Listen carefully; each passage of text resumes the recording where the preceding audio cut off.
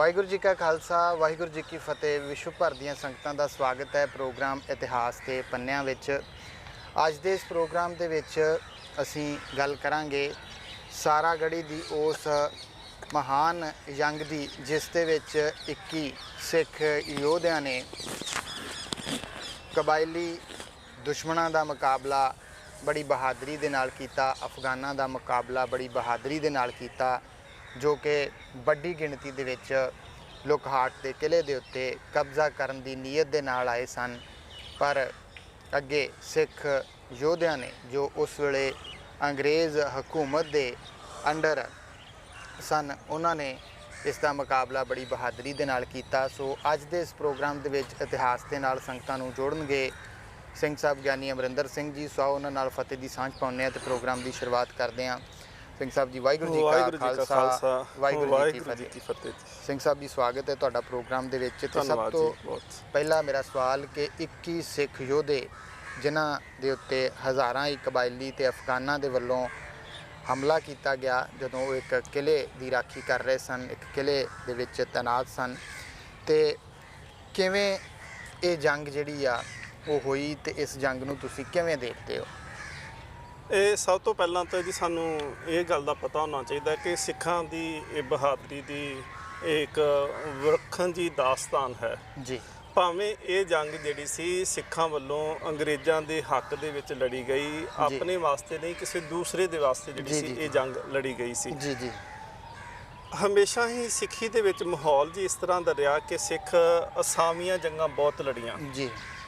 ਜੇ ਅਸੀਂ ਗੁਰ ਇਤਿਹਾਸ ਦੀ ਗੱਲ ਕਰਦੇ ਹਾਂ ਤੇ ਚਮਕੌਰ ਦੀ ਗੜੀ ਸਾਨੂੰ ਯਾਦ ਹੋਵੇਗੀ ਕਿ ਚਮਕੌਰ ਦੀ ਗੜੀ ਦੇ ਵਿੱਚ 40 ਸਿੰਘ ਜੀ ਤੇ ਬਾਹਰ ਜਿਹੜੀ ਸੀ ਉਹ 10 ਲੱਖ ਫੌਜ ਜੀ ਜੀ ਜੀ। ਉੱਥੇ ਵੀ ਸਿੰਘ ਜਿਹੜੇ ਸੀ ਉਹ ਬੜੀ ਬਹਾਦਰੀ ਦੇ ਨਾਲ ਲੜੇ ਔਰ ਸਿੰਘਾਂ ਨੇ ਆਖਰੀ ਦਮ ਤੱਕ, ਆਖਰੀ ਸਰੀਰ ਤੱਕ ਜਿਹੜਾ ਸੀ ਉਹਨਾਂ ਨੇ ਜੰਗ ਲੜੀ। ਤੇ ਉਹ ਜੰਗ ਦੇ ਵਿੱਚ ਜਿਹੜਾ ਸੀ ਜਿੱਤ ਦਾ ਅਸਲ ਦੇ ਵਿੱਚ ਅਸੂਲ ਇਹ ਹੁੰਦਾ, ਇਹ ਨਹੀਂ ਹੁੰਦਾ ਕਿ ਸਾਹਮਣੇ ਵਾਲਿਆਂ ਨੂੰ ਅਸੀਂ ਖਤਮ ਕਰ ਦਿੱਤਾ ਜੀ।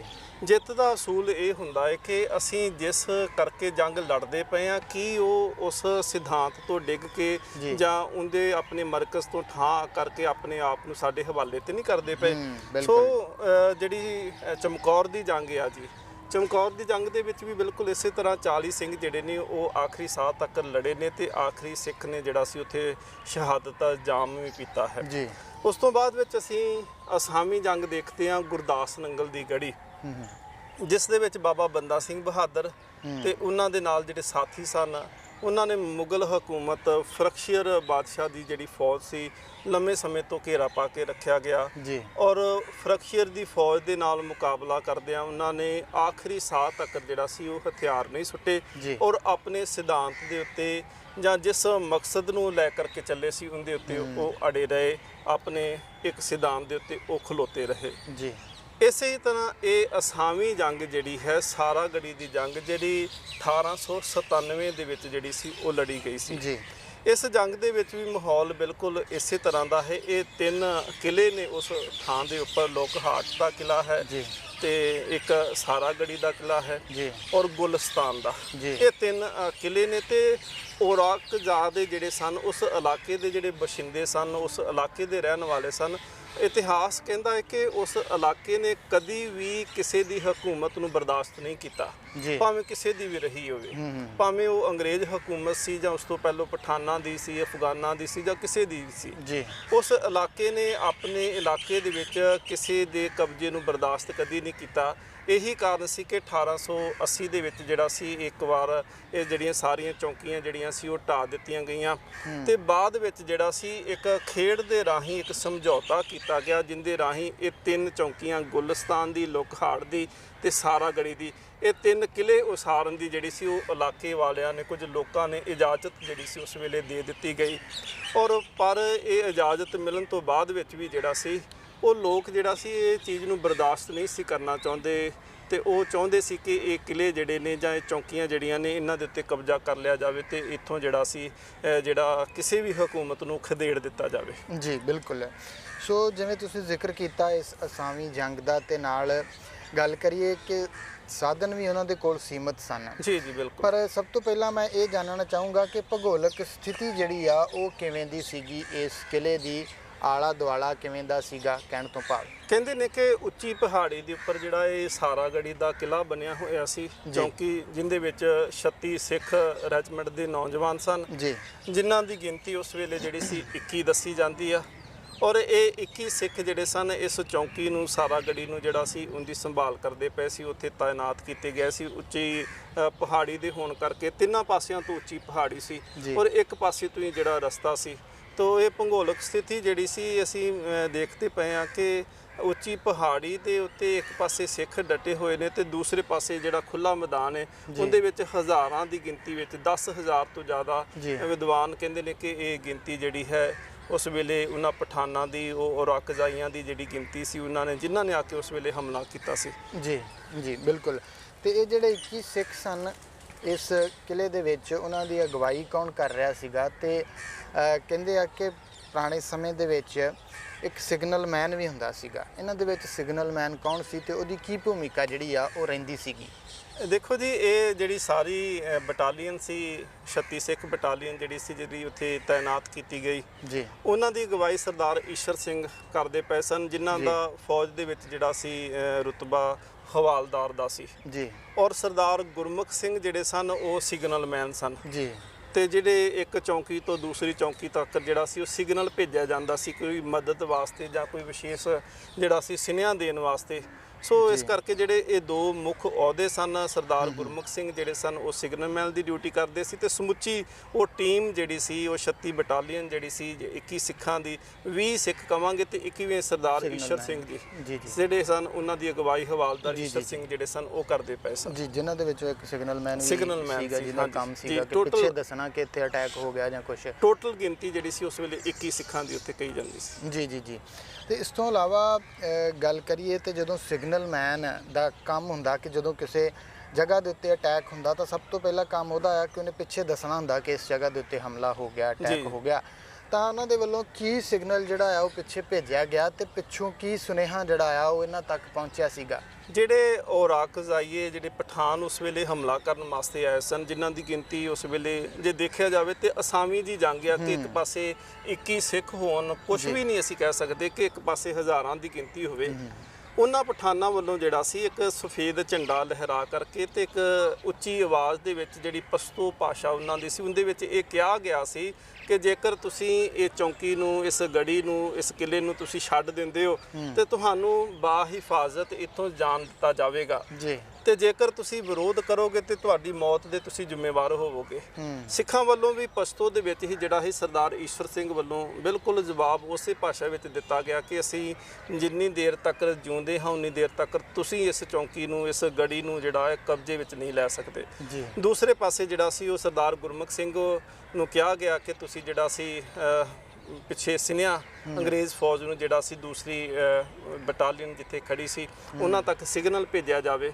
ਜਦੋਂ ਉਹਨਾਂ ਨੂੰ ਸਿਗਨਲ ਦੱਸਿਆ ਗਿਆ ਕਿ ਪਿੱਛੇ ਫੌਜ ਜਿਹੜੀ ਹੈ ਹਮਲਾ ਕੀਤਾ ਗਿਆ, ਇਹ 10,000 ਪਠਾਨ ਆ ਚੁੱਕੇ ਨੇ ਔਰ ਚੌਂਕੀ ਨੂੰ ਘੇਰਾ ਪਾ ਚੁੱਕੇ ਨੇ ਤੇ ਕੀ ਕੀਤਾ ਜਾਵੇ, ਉਹਨਾਂ ਵੱਲੋਂ ਕਿਹਾ ਗਿਆ ਸੀ ਕਿ ਤੁਸੀਂ ਚੌਂਕੀ ਨੂੰ, ਗੜੀ ਨੂੰ ਛੱਡ ਕਰਕੇ ਤੇ ਤੁਸੀਂ ਵਾਪਸ ਆ ਜਾਓ ਜੀ। ਔਰ ਨਾਲ ਹੀ ਇਹ ਵੀ ਗੱਲ ਕਹੀ ਗਈ ਸੀ ਕਿ ਫੈਸਲਾ ਜਿਹੜਾ ਹੈ ਉਹ ਤੁਹਾਡੇ ਉੱਪਰ ਹੈ ਕਿ ਤੁਸੀਂ ਕੀ ਲੈਣਾ ਚਾਹੁੰਦੇ ਹੋ।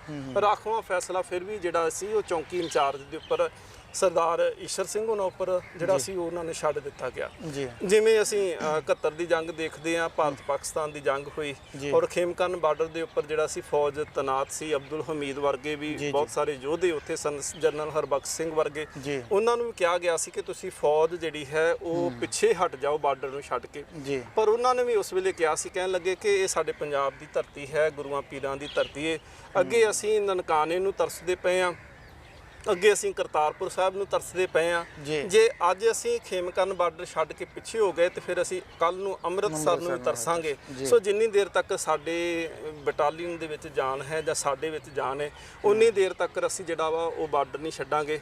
ਔਰ ਇਤਿਹਾਸ ਗਵਾਹ ਸੀ ਉਸ ਗੱਲ ਦਾ ਕਿ ਅਬਦੁਲ ਹਮੀਦ ਵਰਗਿਆਂ ਨੇ ਭਾਵੇਂ ਕਹਿੰਦੇ ਸੀ ਕਿ ਇਹ ਮੁਸਲਮਾਨ ਆ ਜੀ, ਇਹ ਕਿਵੇਂ ਆਪਣੀ ਕੌਮ ਦੇ ਖਿਲਾਫ ਲੜੇਗਾ, ਪਰ ਉਹਨਾਂ ਨੇ ਜਿਹੜਾ ਪਾਕਿਸਤਾਨ ਦੀ ਜਿਹੜੇ ਟੈਂਕ ਸੀ ਉਹਨਾਂ ਨੂੰ ਨਿਸਤੋ ਨਾਬੂਦ ਕਰ ਦਿੱਤਾ ਸੀ। ਔਰ ਉਹ ਜੰਗ ਜਿਹੜੀ ਸੀ ਉਹਦੇ ਵਿੱਚ ਜਨਰਲ ਹਰਬਖਸ਼ ਸਿੰਘ ਦੀ ਅਗਵਾਈ ਦੇ ਵਿੱਚ ਉਹਨਾਂ ਨੇ ਪਾਕਿਸਤਾਨ ਦੀ ਫੌਜ ਨੂੰ ਜਿਹੜਾ ਸੀ ਹਿੰਦੁਸਤਾਨ ਦੀ ਧਰਤੀ ਦੇ ਉੱਤੇ ਜਾਂ ਇਸ ਪੰਜਾਬ ਦੀ ਇਸ ਖਿੱਤੇ ਦੇ ਵਿੱਚ ਪੈਰ ਰੱਖਣ ਦੀ ਇਜਾਜ਼ਤ ਨਹੀਂ ਦਿੱਤੀ ਸੀ। ਆਖਰੀ ਦਮ ਤੱਕ ਲੜੇ ਔਰ ਉਸ ਜੰਗ ਦੇ ਵਿੱਚ ਵੀ ਉਹਨਾਂ ਦੀ ਜਿੱਤ ਹਾਸਲ ਹੋਈ ਸੀ। ਇਸੇ ਤਰ੍ਹਾਂ ਹੀ ਸਰਦਾਰ ਈਸ਼ਰ ਸਿੰਘ ਹੋਣਾ ਨੇ ਵੀ ਉੱਥੇ ਫੈਸਲਾ ਕੀਤਾ ਸੀ ਕਿ ਅਸੀਂ ਜਿੰਨੀ ਦੇਰ ਤੱਕ ਮੌਜੂਦ ਹਾਂ ਉਨੀ ਦੇਰ ਤੱਕ ਅਸੀਂ ਲੜਾਂਗੇ, ਜਦੋਂ ਅਸੀਂ ਖਤਮ ਹੋ ਜਾਵਾਂਗੇ ਫਿਰ ਸਾਨੂੰ ਕੋਈ ਨਹੀਂ, ਪਰ ਜਿੰਨੀ ਦੇਰ ਤੱਕ ਸਾਡੇ ਸਵਾਸ ਨੇ, ਸਾਡਾ ਸਰੀਰ ਹੈ, ਉਨੀ ਦੇਰ ਤੱਕ ਅਸੀਂ ਇਸ ਜੰਗ ਦੇ ਵਿੱਚ ਅਸੀਂ ਖੜੇ ਰਵਾਂਗੇ, ਅਸੀਂ ਲੜਦੇ ਰਵਾਂਗੇ ਜੀ।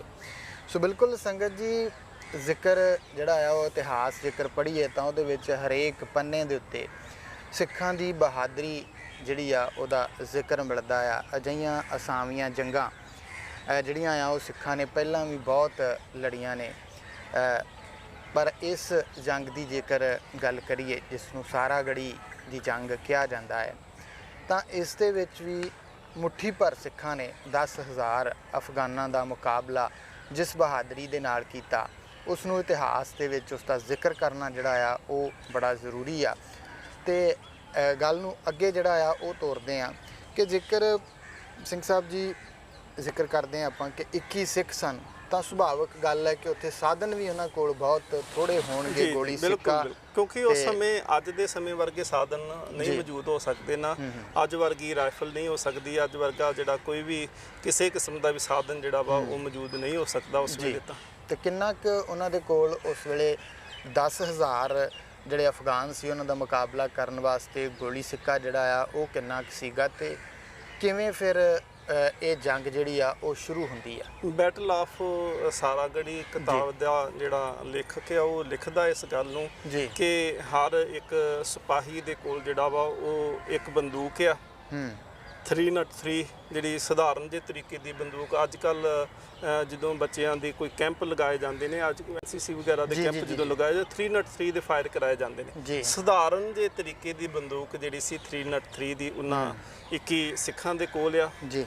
100 ਗੋਲੀ ਜਿਹੜੀ ਸੀ ਉਹਨਾਂ ਨੂੰ ਕੋਲ ਦਿੱਤੀ ਗਈ ਹੈ ਤੇ 300 ਗੋਲੀ ਜਿਹੜੀ ਆ ਉਹ ਰਿਜ਼ਰਵ, ਭਾਵ ਕਿ 400 ਗੋਲੀ ਹਰ ਸਿਪਾਹੀ ਨੂੰ ਦਿੱਤੀ ਗਈ ਆ ਜੀ। 100 ਗੋਲੀ ਕੋਲ ਆ ਤੇ 300 ਗੋਲੀ ਰਿਜ਼ਰਵ ਰੱਖੀ ਗਈ ਹੈ ਜੀ। ਸੋ ਇਹ ਸੀਮਤ ਦੇ ਸਾਧਨ ਨੇ 303 ਵਰਗੀਆਂ ਬੰਦੂਕਾਂ ਜਿਹੜੀਆਂ 1 ਮਿੰਟ ਦੇ ਵਿੱਚ ਵੱਧ ਤੋਂ ਵੱਧ 10 ਫਾਇਰ ਜਿਹੜੀਆਂ ਸੀ ਉਹ ਕਰ ਸਕਦੀਆਂ ਸੀ ਜੀ। ਸੋ ਇਹ ਤਰੀਕੇ ਦੇ ਸਾਧਨ ਉਸ ਵੇਲੇ ਜਿਹੜੇ ਸੀ ਉਹਨਾਂ ਕੋਲ ਮੌਜੂਦ ਸੀ ਜੀ।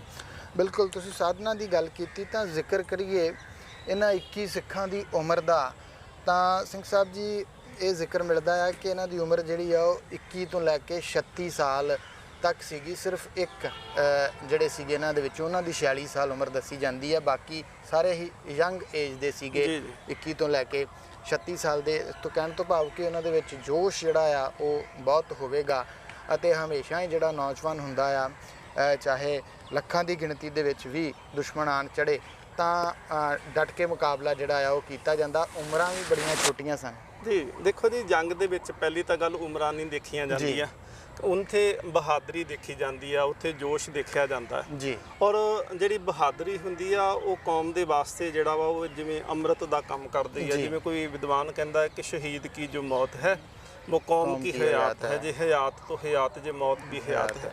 सो पिछे जे इतिहास पढ़ के देखो तो साडे बाबियां दा इतिहास भी कहता है कि बाबा फतेह सिंह जी, बाबा जोरावर सिंह जी, बाबा अजीत सिंह, बाबा जुझार सिंह, वो भी बहुत छोटी उम्र दे विच जिहड़ा सी उन्हां ने जंग दे विच जोर दिखाया। इत्थों तक कि गुरु तेग बहादुर साहब महाराज 13 साल की उम्र ਦੇ ਵਿੱਚ ਉਹਨਾਂ ਨੇ ਕਰਤਾਰਪੁਰ ਦੀ ਜੰਗ ਜਿਹੜੀ ਸੀ ਉਹ ਲੜੀ ਸੀ ਜੀ। ਸੋ ਫੌਜ ਦੇ ਵਿੱਚ ਵੀ ਇੱਕ ਨਿਯਮ ਹੁੰਦਾ ਹੈ ਕਿ ਨਿਯਮ ਦੇ ਅਨੁਸਾਰ ਜਿਹੜਾ ਤਕਰੀਬਨ 35-36 ਸਾਲ ਦੀ ਉਮਰ ਤੱਕ ਜਿਹੜਾ ਫੌਜ ਦੇ ਵਿੱਚੋਂ ਰਿਟਾਇਰਮੈਂਟ ਵੀ ਕਰ ਦਿੱਤੀ ਜਾਂਦੀ, ਕਿਉਂਕਿ ਫਿਜ਼ੀਕਲੀ ਫਿੱਟ ਜਿਹੜਾ ਇਨਸਾਨ ਉਹ ਜ਼ਰੂਰੀ ਚਾਹੀਦਾ।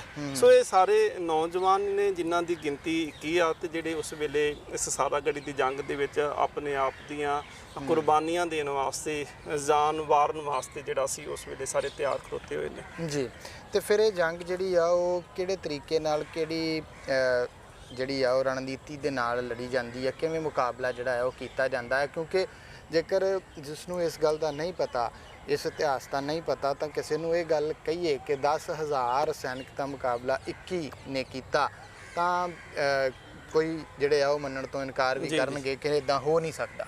ਪਰ ਇਹ ਅਸੀਂ ਦੇਖਣ ਦੇ ਵਿੱਚ ਆਇਆ ਕਿ ਉਸ ਵੇਲੇ ਜੋ ਲਿਖਤਾਂ ਮਿਲਦੀਆਂ ਨੇ ਕਿ ਜਦੋਂ ਇਹ ਜੰਗ ਹੋਈ ਆ, ਜੰਗ ਹੋਣ ਤੋਂ ਬਾਅਦ ਵਿੱਚ ਜਿਹੜਾ ਸੀ ਇਹ ਖਾਸ ਤੌਰ ਤੇ ਇਸ ਜੰਗ ਦੀ ਜਿਹੜੀ ਲਲਕਾਰ ਸੀ ਜਾਂ ਇਸ ਜੰਗ ਦੀ ਗੂੰਜ ਜਿਹੜੀ ਸੀ ਉਹ ਬ੍ਰਿਟਿਸ਼ ਅਸੈਂਬਲੀ ਤੱਕ ਗਈ ਸੀ ਔਰ ਖੜੇ ਹੋ ਕਰਕੇ ਉਹਨਾਂ ਨੇ ਉਸ ਵੇਲੇ ਇਹਨਾਂ 21 ਸਿੱਖਾਂ ਨੂੰ ਜਿਹੜਾ ਸੀ ਉਹ ਸ਼ਰਧਾਂਜਲੀ ਵੀ ਦਿੱਤੀ ਗਈ ਸੀ ਔਰ ਯੂਰਪ ਦੇ ਇਤਿਹਾਸ ਦੇ ਵਿੱਚ ਸਾਰਾਗੜੀ ਜੰਗ ਜਿਹੜੀ ਸੀ ਉਹ ਪੜ੍ਹਾਈ ਵੀ ਗਈ। ਯੂਨੈਸਕੋ ਇਤਿਆਦਿਕ ਜਿਹੜੀਆਂ ਸੰਸਥਾਵਾਂ ਸਨ ਉਹਨਾਂ ਨੇ ਬਹੁਤ ਇਸ ਜੰਗ ਦਾ ਜਿਹੜਾ ਸੀ ਉਹ ਜ਼ਿਕਰ ਵੀ ਕੀਤਾ ਗਿਆ। ਜਦੋਂ ਅਸੀਂ ਇਸ ਜੰਗ ਦੀ ਸ਼ੁਰੂਆਤ ਦੀ ਗੱਲ ਕਰਦੇ ਹਾਂ, ਕਹਿੰਦੇ ਸਭ ਤੋਂ ਪਹਿਲਾਂ 9 ਵਜੇ ਸਵੇਰੇ ਜਿਹੜਾ ਸੀ ਉਹ ਬੈਟਲ ਆਫ ਸਾਰਾਗੜੀ ਕਿਤਾਬ ਦੇ ਅਨੁਸਾਰ ਕਹਿੰਦੇ ਸਵੇਰੇ 9 ਵਜੇ ਹਮਲਾ ਹੋਇਆ। ਜਿਹੜੇ ਪਠਾਨ ਅੱਗੇ ਆਏ ਸਭ ਤੋਂ ਪਹਿਲਾਂ ਜਿਨ੍ਹਾਂ ਹਮਲਾ ਕੀਤਾ ਉਹਦੇ ਵਿੱਚ 60 ਪਠਾਨ ਜਿਹੜੇ ਸੀ ਉਹ ਪਹਿਲੇ ਹਮਲੇ ਦੇ ਵਿੱਚ ਜਿਹੜੇ ਸੀ ਉਹ ਮਾਰੇ ਗਏ। ਉਹਦੇ ਵਿੱਚ ਸਰਦਾਰ ਲਾਲ ਸਿੰਘ ਜਿਹੜਾ ਸੀ ਤੇ ਇੱਕ ਹੋਰ ਸਿਪਾਹੀ ਜਿਹੜਾ ਸੀ ਉੱਥੇ ਜ਼ਖਮੀ, ਗੰਭੀਰ ਹਾਲਤ ਵਿੱਚ ਜ਼ਖਮੀ ਹੋਇਆ ਜੀ। ਸੋ ਇਸ ਤੋਂ ਬਾਅਦ ਵਿੱਚ ਜਿਹੜਾ ਸੀ ਉਹ ਫੌਜ ਕੁਝ ਸਮੇਂ ਤੱਕ ਫੌਜ ਵੀ ਰੁਕਦੀ ਆ ਤੇ ਜਿਹੜੇ ਬਾਹਰ ਦੁਸ਼ਮਣ ਪਠਾਨ ਚੜ੍ਹਾਈ ਕਰਕੇ ਆਏ ਉਹਨਾਂ ਨੇ ਵੀ ਥੋੜਾ ਇੰਤਜ਼ਾਰ ਕੀਤਾ। ਫਿਰ ਉਹਨਾਂ ਦੁਬਾਰਾ ਜਿਹੜਾ ਸੀ ਇਹ ਅੱਗੇ ਪ੍ਰਪੋਜ਼ ਰੱਖਿਆ ਕਿ ਜੇਕਰ ਤੁਸੀਂ ਗੜੀ ਛੱਡ ਦਿਓ ਤੇ ਅਸੀਂ ਤੁਹਾਨੂੰ ਬਾ ਹਿਫਾਜ਼ਤ ਜਾਨ ਦੇਵਾਂਗੇ ਜੀ। ਪਰ ਸਿੱਖਾਂ ਨੇ ਉਸ ਵੇਲੇ ਵੀ ਜਿਹੜਾ ਸੀ ਉਹ ਕਿਸੇ ਗੱਲ ਦਾ ਉੱਤਰ ਨਹੀਂ ਦਿੱਤਾ। ਸਰਦਾਰ ਈਸ਼ਰ ਸਿੰਘ ਹੋਣਾ ਨੇ ਉਦੋਂ ਉਸ ਵੇਲੇ ਆਖਿਆ ਸੀ ਕਿ ਜਿੰਨੀ ਦੇਰ ਤੱਕ ਮੈਂ ਨਾ ਕਹਾਂ ਉਨੀ ਦੇਰ ਤੱਕ ਤੁਸੀਂ ਫੌਜ ਜਿਹੜੀ ਪਠਾਨ ਅੱਗੇ ਵਧਣੇ ਸ਼ੁਰੂ ਹੋ ਚੁੱਕੇ ਸੀ ਜੀ। ਪਰ ਉਹਨਾਂ ਨੇ ਕਿਹਾ ਸੀ ਤੁਸੀਂ ਇਹਨਾਂ ਦੇ ਉੱਪਰ ਗੋਲੀ ਨਹੀਂ ਚਲਾਉਣੀ, ਕਿਉਂਕਿ ਉਹ ਜਾਣਦੇ ਸੀ ਕਿ ਪਹਿਲੋਂ ਗੋਲੀਆਂ ਜੇਕਰ ਚਲਾਈਆਂ ਗਈਆਂ, ਕਿਉਂਕਿ ਸੀਮਤ ਸਾਧਨ ਸਨ, ਬਹੁਤ ਘੱਟ ਉਹਨਾਂ ਕੋਲ ਜਿਹੜੀਆਂ ਗੋਲੀਆਂ ਮੌਜੂਦ ਸੀ, ਜੇਕਰ ਪਹਿਲੋਂ ਹੀ ਚਲਾ ਦਿੱਤੀਆਂ ਜਾਂਦੀਆਂ ਤੇ ਨੁਕਸਾਨ ਜਿਹੜਾ ਸੀ ਉਹਨਾਂ ਦਾ ਹੋਰ ਵੀ ਛੇਤੀ ਹੋ ਸਕਦਾ ਸੀ ਜਾਂ ਦੁਸ਼ਮਣ ਜਿਹੜਾ ਸੀ ਉਹ ਛੇਤੀ ਉਹਨਾਂ ਨੂੰ ਮਾਰ ਕਰਕੇ ਤੇ ਗੜੀ ਤੇ ਉੱਤੇ ਕਬਜ਼ਾ ਕਰ ਸਕਦਾ ਸੀ। ਸੋ ਕਿਹਾ ਗਿਆ ਸੀ ਕਿ ਜਿੰਨੀ ਇਹ ਨੇੜੇ ਆ ਜਾਣ, ਇੰਨੀ ਕੁ ਰੇਂਜ ਦੇ ਵਿੱਚ ਆ ਜਾਣ ਕਿ ਸਾਡੀ ਜਿਹੜੀ ਰਾਈਫਲ ਹੈ ਉਹਦੀ ਗੋਲੀ ਦੇ ਦਾਇਰੇ ਤੱਕ ਪਹੁੰਚ ਜਾਣ। 1000 ਗਜ ਤੱਕ ਉਸ ਰਾਈਫਲ ਦੀ ਜਿਹੜੀ ਸੀ ਉਹ ਮਾਰ ਹੁੰਦੀ ਹੈ ਜੀ। ਤੇ ਉਸ ਵੇਲੇ ਸਰਦਾਰ ਈਸ਼ਰ ਸਿੰਘ ਨੇ ਕਿਹਾ ਸੀ ਕਿ ਜਿੰਨੀ ਦੇਰ ਤੱਕ ਇਸ ਦਾਇਰੇ 'ਚ ਨਹੀਂ ਆ ਜਾਂਦੇ ਉਨੀ ਦੇਰ ਤੱਕ ਕੋਈ ਗੋਲੀ ਨਹੀਂ ਚਲਾਏਗਾ ਜੀ। ਤੇ ਫਿਰ ਕਿਵੇਂ ਇਹ ਜਿਹੜੇ 21 ਸਿੱਖ ਸਨ ਉਹਨਾਂ ਦੇ ਵਿੱਚੋਂ ਇਹ ਲਗਾਤਾਰ ਸ਼ਹੀਦ ਹੁੰਦੇ ਗਏ? ਤਾਂ ਕਹਿੰਦੇ ਇਤਿਹਾਸ 'ਤੇ ਜ਼ਿਕਰ ਮਿਲਦਾ ਕਿ ਲਾਸਟ ਜਦੋਂ ਸਿਗਨਲ ਮੈਨ ਰਹਿ ਗਿਆ ਤਾਂ ਉਹਨੇ ਪਿੱਛੇ ਇਸ਼ਾਰਾ ਜਿਹੜਾ ਆ ਉਹ ਕਰ ਦਿੱਤਾ ਕਿ ਆ ਭਾਣਾ ਜਿਹੜਾ ਇੱਥੇ ਵਾਪਰ ਚੁੱਕਾ। ਜੀ ਬਿਲਕੁਲ ਬਿਲਕੁਲ, ਇਹ ਸ਼ਹੀਦਾਂ ਦੀ ਜਾਂ ਇਹ ਸਿੱਖਾਂ ਦੀ ਬਹਾਦਰੀ ਦਾ ਇੱਕ ਵਿਸ਼ੇਸ਼ ਨਮੂਨਾ ਅਸੀਂ ਕਹਿ ਸਕਦੇ ਹਾਂ, ਇੱਕ ਵਿਸ਼ੇਸ਼ ਇਤਿਹਾਸ ਉਹਨਾਂ ਨੇ ਉਸ ਵੇਲੇ ਰਚ ਦਿੱਤਾ। ਕਿਉਂਕਿ ਜਦੋਂ ਦੋ ਪਾਸੜ ਤੋਂ ਗੋਲੀਆਂ ਚੱਲਦੀਆਂ ਨੇ ਸੋ ਨੁਕਸਾਨ ਹੋਣਾ ਜਿਹੜਾ ਉਹ ਜ਼ਾਹਰ ਜੀ ਗੱਲ ਹੁੰਦੀ ਆ। ਜਿੱਥੇ ਸਿੱਖ ਜਿਹੜੇ ਨੇ ਉੱਪਰ ਗੜੀ ਦੇ ਉੱਤੋਂ ਵੀ ਗੋਲੀਆਂ ਚਲਾਉਂਦੇ ਪਏ ਨੇ, 21 ਸਿੱਖ ਗੋਲਾਬਾਰੀ ਚਲਾਉਂਦੇ ਪਏ ਨੇ, ਉੱਥੋਂ ਬਾਹਰਲੇ ਪਾਸੇ ਵੀ ਬਹੁਤ ਸਾਰੀਆਂ ਗੋਲੀਆਂ ਆਈਆਂ ਜਿਨ੍ਹਾਂ ਦੇ ਵਿੱਚ ਸਿੱਖ ਜਿਹੜੇ ਸੀ ਹੌਲੀ ਹੌਲੀ ਜਿਹੜਾ ਸੀ ਉਹ ਸ਼ਹਾਦਤ ਦਾ ਜਾਮ ਪੀਂਦੇ ਗਏ। ਤੇ ਇਹ ਸ਼ਹਾਦਤ ਦਾ ਜਾਮ ਪੀਂਦੇ ਆਖਿਰ ਤੇ ਜਿਹੜੇ ਸੀ ਉਹ ਸਰਦਾਰ ਗੁਰਮੁਖ ਸਿੰਘ ਬਚਦੇ ਨੇ, ਜਿਨ੍ਹਾਂ ਨੂੰ ਲਾਈਟਮੈਨ ਦਾ ਦਰਜਾ ਸੀ ਜਿਨ੍ਹਾਂ ਦੇ ਕੋਲ। ਉਹਨਾਂ ਨੇ ਸਿਗਨਲ ਜਿਹੜਾ ਸੀ ਪਿੱਛੇ ਸਰਕਾਰ ਨੂੰ ਇਹ ਭੇਜ ਦਿੱਤਾ ਸੀ ਕਿ ਫੌਜ ਜਿਹੜੀ ਸੀ ਬਟਾਲੀਅਨ ਦੇ ਜਿਹੜੇ ਸੀ ਉਹ 20 ਸਿੱਖ 20 ਸਿਪਾਹੀ ਜਿਹੜੇ ਨੇ ਉਹ ਸ਼ਹੀਦ ਹੋ ਚੁੱਕੇ ਨੇ ਜੀ, ਤੇ ਮੈਂ ਅਖੀਰਲਾ ਬਚਿਆ ਤੇ ਇਸ ਤੋਂ ਬਾਅਦ ਵਿੱਚ ਮੈਂ ਤੁਹਾਨੂੰ ਸਿਗਨਲ ਨਹੀਂ ਭੇਜਾਂਗਾ। ਔਰ ਨਾਲ ਹੀ ਇਹ ਵੀ ਗੱਲ ਕਹਿ ਦਿੱਤੀ ਸੀ ਕਿ ਸਿਗਨਲ ਇਸ ਕਰਕੇ ਨਹੀਂ ਭੇਜਣਾ ਕਿਉਂਕਿ ਹੁਣ ਮੇਰਾ ਵੀ ਫਰਜ਼ ਬਣਦਾ ਹੈ, ਮੈਂ ਇਸ ਚੌਂਕੀ ਦੇ ਉੱਪਰ ਸਾਂ, ਤਾਇਨਾਤ ਸਾਂ, ਔਰ ਮੇਰਾ ਫਰਜ਼ ਬਣਦਾ ਹੈ ਕਿ ਮੈਂ ਵੀ ਹੁਣ ਚੁੱਕ ਕਰਕੇ ਬੰਦੂਕ ਤੇ ਦੁਸ਼ਮਣ ਦੇ ਨਾਲ ਲੜ ਸਕਾਂ ਜੀ। ਔਰ ਜਿਹੜਾ ਰਿਹਾਇਸ਼ ਵਾਲਾ ਕਮਰਾ ਸੀ ਉਸ ਕਮਰੇ ਦੇ ਵਿੱਚ ਜਾ ਕੇ ਉਹਨਾਂ ਨੇ ਮੋਰਚਾ ਕੀਤਾ। ਔਰ ਇਤਿਹਾਸਕਾਰ ਲਿਖਦੇ ਨੇ ਕਿ ਮਰਦਿਆਂ ਆਖਰੀ ਦਮ ਤੱਕ ਜਿਹੜਾ ਸੀ ਉਹਨਾਂ ਨੇ ਗੋਲੀਆਂ ਚਲਾਉਂਦੇ ਰਹੇ ਔਰ 20 ਪਠਾਨ ਜਿਹੜੇ ਸੀ ਆਖਰ ਤੇ ਵੀ ਉਹਨਾਂ ਨੂੰ ਮਾਰ ਕੇ ਤੇ ਫਿਰ ਸ਼ਹਾਦਤ ਜਿਹੜੀ ਸੀ ਉਹ ਸਰਦਾਰ ਗੁਰਮੁਖ ਸਿੰਘ ਲਾਈਟਮੈਨ ਜਿਹੜੀ ਸੀ ਉਹ ਸ਼ਹੀਦੀ ਜਾਮ ਪੀਤਾ ਸੀ ਜੀ। ਬਿਲਕੁਲ। ਸੋ ਬਿਲਕੁਲ ਸੰਗਤ ਜੀ, ਸਾਰਾਗੜੀ ਦੀ ਜੋ ਅਸਾਵੀਂ ਜੰਗ ਸੀਗੀ ਜਿਸ ਦੇ ਵਿੱਚ 21 ਸਿੱਖਾਂ ਨੇ ਬੜੀ ਬਹਾਦਰੀ ਦੇ ਨਾਲ ਅਫਗਾਨਾਂ ਦਾ ਮੁਕਾਬਲਾ ਕੀਤਾ ਅਤੇ ਉਸ ਕਿਲੇ ਤੱਕ ਉਹਨਾਂ ਨੂੰ ਪਹੁੰਚਣ ਨਹੀਂ ਦਿੱਤਾ, ਚਾਹੇ ਕਿ ਉਹਨਾਂ ਦੀ ਗਿਣਤੀ 10,000 ਸੀ ਤੇ ਅੱਗੇ ਸਿੱਖ 21 ਸਨ। ਸੋ ਇਸ ਵਿਲੱਖਣ ਜੰਗ ਨੂੰ ਦੁਨੀਆ ਦੇ ਇਤਿਹਾਸ ਦੇ ਵਿੱਚ ਜਾਣਿਆ ਜਾਂਦਾ ਹੈ। ਵੱਖ-ਵੱਖ ਦੇਸ਼ਾਂ ਦੇ ਵਿੱਚ ਸਕੂਲਾਂ ਦੇ ਸਿਲੇਬਸ ਦੇ ਵਿੱਚ ਵੀ ਇਸ ਨੂੰ ਜਿਹੜਾ ਆ ਉਹ ਐਡ ਕੀਤਾ ਗਿਆ ਆ, ਬੱਚਿਆਂ ਨੂੰ ਪਤਾ ਲੱਗ ਸਕੇ। ਪਰ ਬਦਕਿਸਮਤੀ ਇਹ ਆ ਕਿ ਪੰਜਾਬ ਦੀ ਗੱਲ ਕਰੀਏ, ਭਾਰਤ ਦੀ ਗੱਲ ਕਰੀਏ ਤਾਂ ਕਿਤੇ ਵੀ ਸਿਲੇਬਸ ਦੇ ਵਿੱਚ ਸਾਰਾਗੜੀ ਦਾ ਜ਼ਿਕਰ ਜਿਹੜਾ ਆ ਉਹ ਨਹੀਂ ਮਿਲਦਾ। ਸੋ ਸਿੱਖ ਚੈਨਲ ਦਾ ਇਹ ਉਪਰਾਲਾ ਰਹਿੰਦਾ ਆ ਕਿ ਹਮੇਸ਼ਾ ਹੀ ਅਜਿਹੇ ਦਿਹਾੜੇ ਜਾਂ ਕੋਈ ਬਹਾਦਰੀ ਭਰੇ ਕਾਰਨਾਮੇ ਜਿਹੜੇ ਆ ਉਹ ਯੂਥ ਦੇ ਸਾਹਮਣੇ ਲਿਆਂਦੇ ਜਾਣ। ਸਿੰਘ ਸਾਹਿਬ ਜੀ, ਜ਼ਿਕਰ ਕਰੀਏ ਕਿ ਇੱਥੇ ਸਾਡੇ ਗੱਲ ਕਰੀਏ ਤਾਂ ਸਿਲੇਬਸ ਦੇ ਵਿੱਚ ਕਿਤੇ ਵੀ ਜਿਹੜਾ ਆ ਉਹ ਸਾਰਾਗੜੀ ਦੀ ਜੰਗ ਜਿਹੜੀ ਉਹ ਨਹੀਂ ਪੜ੍ਹਾਈ ਜਾਂਦੀ, ਪਰ ਯੂਰਪ ਦੀ ਗੱਲ ਕਰੀਏ ਜਾਂ ਹੋਰ ਕਈ ਮੁਲਕਾਂ ਦੀ ਗੱਲ ਕਰੀਏ ਤਾਂ ਉੱਥੇ ਇਸ ਜੰਗ ਨੂੰ ਜਿਹੜਾ ਆ ਉਹ ਬੱਚਿਆਂ ਨੂੰ ਦੱਸਿਆ ਜਾਂਦਾ ਆ ਕਿ ਕਿਵੇਂ 21 ਸਿੱਖਾਂ ਨੇ 10,000 ਦੁਸ਼ਮਣ ਦਾ ਮੁਕਾਬਲਾ ਜਿਹੜਾ ਕਰਦਿਆਂ ਸ਼ਹਾਦਤ ਦਾ ਜਾਮ ਜਿਹੜਾ ਆ ਉਹ ਪੀਤਾ। ਤੇ ਇਹ ਜਿਵੇਂ ਦਾ ਅੱਜ ਕੱਲ੍ਹ ਦੌਰ ਚੱਲ ਰਿਹਾ ਆ, ਅਜਿਹੀਆਂ ਗੱਲਾਂ ਦੱਸਣੀਆਂ ਬਹੁਤ ਜ਼ਰੂਰੀ ਆ ਆਪਣੇ ਯੂਥ ਨੂੰ, ਬੱਚਿਆਂ ਨੂੰ। ਦੇਖੋ ਜੀ, ਜਿਹੜੀ ਅਸੀਂ ਕਹਿੰਦੇ ਨਾ ਸ਼ਖਸੀਅਤ ਦੀ ਉਸਾਰੀ ਕਰਨੀ ਜੀ, ਸ਼ਖਸੀਅਤ ਦੀ ਉਸਾਰੀ ਜਿਹੜੀ ਆ ਉਹ ਕਾਵਾਂ ਚਿੜੀਆਂ ਦੀਆਂ ਕਹਾਣੀਆਂ ਸੁਣਾ ਕੇ ਨਹੀਂ ਕੀਤੀ ਜਾ ਸਕਦੀ, ਉਹ ਤੇ ਬਹਾਦਰੀਆਂ ਹੀ ਸੁਣਾ ਕੇ ਕੀਤੀਆਂ ਜਾ ਸਕਦੀਆਂ। ਗੁਰੂ ਗੋਬਿੰਦ ਸਿੰਘ ਮਹਾਰਾਜ ਪਾਤਸ਼ਾਹ ਜੀ ਨੇ ਜਿਹੜਾ ਸਮੁੱਚਾ ਇਤਿਹਾਸ ਦਾ ਉਲਥਾ ਕੀਤਾ ਔਰ ਸਿੱਖਾਂ ਦੇ ਵਿੱਚ ਜਿਹੜਾ ਸੀ ਵੀਰ ਰਸ ਪੈਦਾ ਇਸੇ ਕਰਕੇ ਕੀਤਾ ਸੀ। ਗੁਰੂ ਹਰਗੋਬਿੰਦ ਸਾਹਿਬ ਮਹਾਰਾਜ ਸੱਚੇ ਪਾਤਸ਼ਾਹ ਜੀ ਨੇ 4 ਜੰਗਾਂ ਕੀਤੀਆਂ, ਸੋ ਇਸ ਕਰਕੇ ਸੀ ਕਿ ਖੂਨ 'ਚ ਉਬਾਲਾ ਆ ਸਕੇ, ਖੂਨ ਜਿਹੜਾ ਗਰਮ ਹੋ ਸਕੇ। ਔਰ ਖੂਨ ਦੇ ਵਿੱਚ ਜਿਸ ਵੇਲੇ ਬਹਾਦਰੀ ਰੰਗ ਲੈ ਕੇ ਆਉਂਦੀ ਹੈ ਤੇ ਉਸ ਵੇਲੇ ਜਿਹੜਾ ਵਾ ਕੌਮ ਜਿਹੜੀ ਹੈ ਉਹ ਹਮੇਸ਼ਾ ਹੀ ਉਸ ਬਹਾਦਰੀ ਦਾ ਰੰਗ ਉਹਨਾਂ ਤੇ ਚੜ੍ਹਨਾ ਸ਼ੁਰੂ ਹੋ ਜਾਂਦਾ ਹੈ। ਸੋ ਵਿਦੇਸ਼ ਵਾਲੇ ਸ਼ਾਇਦ ਇਸ ਗੱਲ ਨੂੰ ਸਮਝ ਚੁੱਕੇ ਨੇ ਕਿ ਸਾਡੇ ਬੱਚਿਆਂ ਨੂੰ ਜਿਹੜਾ ਵਾ ਉਹ ਬਹਾਦਰੀ ਵਾਲੇ ਪਾਸੇ ਜੇਕਰ ਲੈ ਕੇ ਜਾਣਾ, ਜ਼ੁਰਤ ਵਾਲੇ ਪਾਸੇ, ਅਣਖ ਵਾਲੇ ਪਾਸੇ। ਗੁਰਬਾਣੀ ਇਹ ਗੱਲ ਆਖਦੀ, ਜੇ ਜੀਵੇ ਪਤ ਰੱਥੀ ਜਾਏ ਸਭ ਹਰਾਮ ਜਿੱਤਾ ਕਿ ਸਿਖਾਏ ਨਾ। ਜੈਸੇ ਬਾਣੀ ਦੇ ਵਿੱਚ ਅਸੀਂ ਬਚਨ ਪੜ੍ਹਦੇ, ਸੂਰਾ ਸੋ ਪਹਿਚਾਨੀਏ ਜੋ ਲੜੇ ਦੀਨ ਕੇ ਹੇਤ, ਪੁਰਜਾ ਪੁਰਜਾ ਕੱਟ ਮੇਰੇ ਕਬੂ ਨ ਛੱਡੇ ਖੇਤ। ਸੋ ਇਹ ਬਹਾਦਰੀ ਜਿਹੜੀ ਹੈ ਇਹ ਖੂਨ ਦੇ ਵਿੱਚ ਹੋਣੀ ਜ਼ਰੂਰੀ ਹੈ। ਔਰ ਕਿਤੇ ਨਾ ਕਿਤੇ ਸਮੇਂ ਦੀਆਂ ਸਰਕਾਰਾਂ ਜਿਹੜੀਆਂ ਸੀ ਉਹ ਇਸ ਚੀਜ਼ ਨੂੰ ਬਰਦਾਸ਼ਤ ਵੀ ਨਹੀਂ ਕਰਦੀਆਂ। ਉਹ ਚਾਹੁੰਦੀਆਂ ਨੇ ਕਿ ਅਸੀਂ ਸਿੱਖਾਂ ਨੂੰ ਕਿਸੇ ਨਾ ਕਿਸੇ ਤਰੀਕੇ ਨਾਲ ਦਬਾ ਕੇ ਰੱਖ ਸਕੀਏ ਜਾਂ ਇਹਨਾਂ ਦਾ ਸਿਲੇਬਸ, ਇਹਨਾਂ ਦਾ ਇਤਿਹਾਸ ਜਿਹੜਾ ਇਹਨਾਂ ਤੋਂ ਦੂਰ ਕੀਤਾ ਜਾ ਸਕੇ, ਜਿਹਦੇ ਕਰਕੇ ਇਹ ਜਿਹੜਾ ਵਾ ਬਹਾਦਰੀ ਵਾਲਾ ਜਿਹੜਾ ਇਹਨਾਂ 'ਚ ਗੁਣ ਆ ਉਹ ਖਤਮ ਹੋ ਸਕੇ, ਤਾਂ ਕਿ ਅਸੀਂ ਆਪਣੀ ਮਨ ਮਰਜ਼ੀ ਦੇ ਜਿਹੜੇ ਫੈਸਲੇ ਆ ਇਹਨਾਂ ਉੱਤੇ ਥੋਪ ਸਕੀਏ। ਪਰ ਜਿਹੜੀ ਗੁਰੂ ਗੋਬਿੰਦ ਸਿੰਘ ਮਹਾਰਾਜ ਪਾਤਸ਼ਾਹ ਜੀ ਦਾ ਸਾਜਿਆ ਖਾਲਸਾ ਹੈ, ਸਤਿਗੁਰੂ ਮਹਾਰਾਜ ਜੀ ਦੀ ਕਿਰਪਾ ਇਸ ਧਰਤੀ ਦੇ ਵਿੱਚ ਹੈ, ਇਸ ਖਿੱਤੇ ਦੇ ਵਿੱਚ ਹੈ, ਇੱਥੋਂ ਦੇ ਲੋਕਾਂ ਦੇ ਵਿੱਚ ਹੈ। ਉਹ ਕਿਤੇ ਵੀ ਕਿਸੇ ਵੀ ਤਰੀਕੇ ਦੇ ਨਾਲ ਜੇ ਕੋਸ਼ਿਸ਼ ਕੋਈ ਕਰਨਾ ਚਾਹੇ ਤਾਂ ਉਹ ਕੱਢੀ ਨਹੀਂ ਜਾ ਸਕਦੀ। ਸੋ ਵੈਸੇ ਜ਼ਰੂਰੀ ਹੈ, ਲੋੜ ਹੈ ਇਸ ਗੱਲ ਦੀ ਕਿ ਸ਼ਹੀਦਾਂ ਦੀਆਂ ਗਾਥਾ ਜਿਹੜੀਆਂ ਨੇ ਜਾਂ ਇਸ ਤਰ੍ਹਾਂ ਦੀਆਂ ਜਿਹੜੀਆਂ ਸੂਰਮਤਾਈ ਦੀਆਂ ਗਾਥਾ ਜਿਹੜੀਆਂ ਨੇ ਉਹ ਬੱਚਿਆਂ ਨੂੰ ਸੁਣਾਉਣੀਆਂ ਚਾਹੀਦੀਆਂ ਨੇ।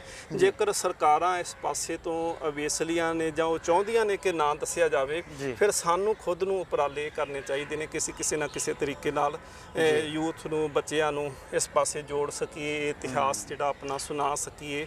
ਫਿਰ ਬੱਚੇ ਇਸ ਇਤਿਹਾਸ ਤੋਂ ਜਦੋਂ ਜਾਣੂ ਹੋਣਗੇ ਤੇ ਫਿਰ ਉਹਨਾਂ ਦੇ ਅੰਦਰ ਇੱਕ ਜਜ਼ਬਾ ਪੈਦਾ ਹੋਏਗਾ ਕਿ ਸਾਡੇ ਵੱਡਿਆਂ ਨੇ ਆਹ ਕੁਝ ਕੀਤਾ ਸੀ। ਜਿਵੇਂ ਬਾਬਾ ਬੋਤਾ ਸਿੰਘ, ਬਾਬਾ ਗਰਜਾ ਸਿੰਘ ਦੀ ਗੱਲ ਕਰਦੇ ਆ ਕਿ ਉਹ 2 ਸਿੱਖ ਹੀ ਨੇ ਤੇ ਉਹ ਮੁਸਲਮਾਨ ਹਕੂਮਤ ਦੇ ਸਾਹਮਣੇ ਉਹ ਦੋਨੋਂ ਹੀ ਖੜੇ ਹੋ ਕੇ ਕਹਿੰਦੇ ਨੇ ਕਿ ਜਾਓ ਜੀ, ਜਾ ਕੇ ਕਹਿ ਦਿਓ ਖਾਨ ਬਹਾਦਰ ਨੂੰ, ਜ਼ਕਰੀਆ ਖਾਨ ਨੂੰ ਕਹੋ ਕਿ ਇੱਥੇ ਸਿੱਖੀ ਦਾ ਰਾਜ ਹੈ, ਇੰਨੀ ਥਾਂ ਤੋਂ ਜਿਹੜਾ ਵੀ ਕੋਈ ਲੰਘੇਗਾ ਉਹਨੂੰ ਟੈਕਸ ਦੇਣਾ ਪਏਗਾ, ਖੋਤੇ ਤੇ ਲੰਘੇਗਾ, ਗੱਡੇ ਤੇ ਲੰਘੇਗਾ, ਉਹਨੂੰ ਟੈਕਸ ਦੇਣਾ ਪਏਗਾ। ਉਹ ਬੋਤਾ ਸਿੰਘ, ਗਰਜਾ ਸਿੰਘ ਨੇ ਇੱਕ ਦਿਨ ਦੇ ਵਿੱਚ ਸਿੱਖੀ ਦਾ ਰਾਜ ਕਾਇਮ ਵੀ ਕੀਤਾ, ਕਰ ਵੀ ਲਿਆ ਤੇ ਸ਼ਹਾਦਤ ਦਾ ਜਾਮ ਵੀ ਪੀ ਲਿਆ। ਸੋ ਇਹ ਚੀਜ਼ਾਂ ਜ਼ਰੂਰਤ ਪੈਦਾ ਕਰਦੀਆਂ ਨੇ। ਸੋ ਇਹ ਗੱਲ ਮਾਇਨੇ ਨਹੀਂ ਰੱਖਦੀ ਕਿ ਰਾਜ ਤੁਸੀਂ ਕਿੰਨਾ ਸਮਾਂ ਕੀਤਾ ਸੀ ਜਾਂ ਕਿੰਨਾ ਲੰਮਾ ਸਮਾਂ ਕੀਤਾ ਸੀ। ਇਹ ਗੱਲ ਮਾਇਨੇ ਰੱਖਦੀ ਹੈ ਕਿ ਤੁਸੀਂ ਜ਼ੁਲਮ ਦੇ ਖਿਲਾਫ ਅੜ ਕੇ ਖਲੋਗੇ ਸੀ ਔਰ ਤੁਸੀਂ ਉਸ ਜ਼ੁਲਮ ਦੀ ਪਰਵਾਹ ਨਾ ਕਰਦਿਆਂ ਹੋਇਆਂ ਜਾਂ ਤੁਸੀਂ ਗਿਣਤੀ ਦੀ ਪਰਵਾਹ ਨਾ ਕਰਦਿਆਂ ਹੋਇਆਂ ਤੁਸੀਂ ਆਪਣੀ ਜਾਨ ਮਾਰਨ ਤੋਂ ਪਿੱਛੇ ਕਦੀ ਨਹੀਂ ਹਟੇ। ਸੋ ਬਿਲਕੁਲ ਇਹ ਜ਼ਿਕਰ ਸੀਗਾ ਅੱਜ ਦੇ ਪ੍ਰੋਗਰਾਮ ਦੇ ਵਿੱਚ ਸਾਰਾਗੜ੍ਹੀ ਦੀ ਉਸ ਅਸਾਵੀਂ ਜੰਗ ਦਾ, ਜਿਸ ਦੇ ਵਿੱਚ 21 ਸਿੱਖਾਂ ਨੇ ਆਪਣੀ ਬਹਾਦਰੀ ਦੇ ਜੌਹਰ ਦਿਖਾਏ। ਅਤੇ ਜਦੋਂ ਇਹ ਖਬਰ ਬ੍ਰਿਟੇਨ ਦੇ ਵਿੱਚ, ਬਰਤਾਨੀਆ ਦੇ ਵਿੱਚ, ਇੰਗਲੈਂਡ ਦੇ ਵਿੱਚ ਪਹੁੰਚੀ ਤਾਂ ਉੱਥੋਂ ਦੀ ਅਸੈਂਬਲੀ ਦੇ ਵਿੱਚ ਇਹਨਾਂ ਸਿੱਖਾਂ ਦੀ ਸ਼ਹਾਦਤ ਨੂੰ ਖੜੇ ਹੋ ਕੇ ਸ਼ਰਧਾਂਜਲੀ ਜਿਹੜੀ ਆ ਉਹ ਦਿੱਤੀ ਗਈ ਅਤੇ ਇਸ ਜੰਗ ਨੂੰ ਜਿਹੜਾ ਆ ਉਹ ਸਕੂਲਾਂ ਦੇ ਸਿਲੇਬਸ ਦੇ ਵਿੱਚ ਵੀ ਸ਼ਾਮਲ ਕੀਤਾ ਗਿਆ ਕਿ ਦੁਨੀਆ ਦੇ ਵਿੱਚ ਅਜਿਹੀ ਕੋਈ ਵੀ ਜੰਗ ਜਿਹੜੀ ਉਹ ਪਹਿਲਾਂ ਨਹੀਂ ਹੋਈ ਜਿਹੜਾ ਇੰਨੀ ਬਹਾਦਰੀ ਦੇ ਨਾਲ ਕਿਸ ਨੇ ਇੰਨੀ ਥੋੜ੍ਹੀ ਗਿਣਤੀ ਦੇ ਵਿੱਚ ਇੰਨੀ ਵੱਡੀ ਗਿਣਤੀ ਫੌਜ ਦਾ ਮੁਕਾਬਲਾ ਕੀਤਾ ਹੋਵੇ।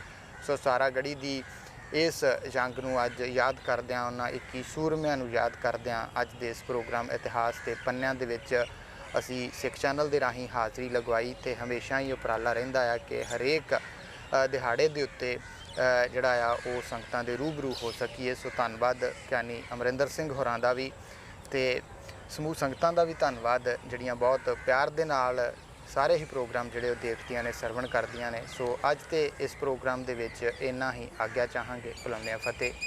ਵਾਹਿਗੁਰੂ ਜੀ ਕਾ ਖਾਲਸਾ, ਵਾਹਿਗੁਰੂ ਜੀ ਕੀ ਫਤਿਹ।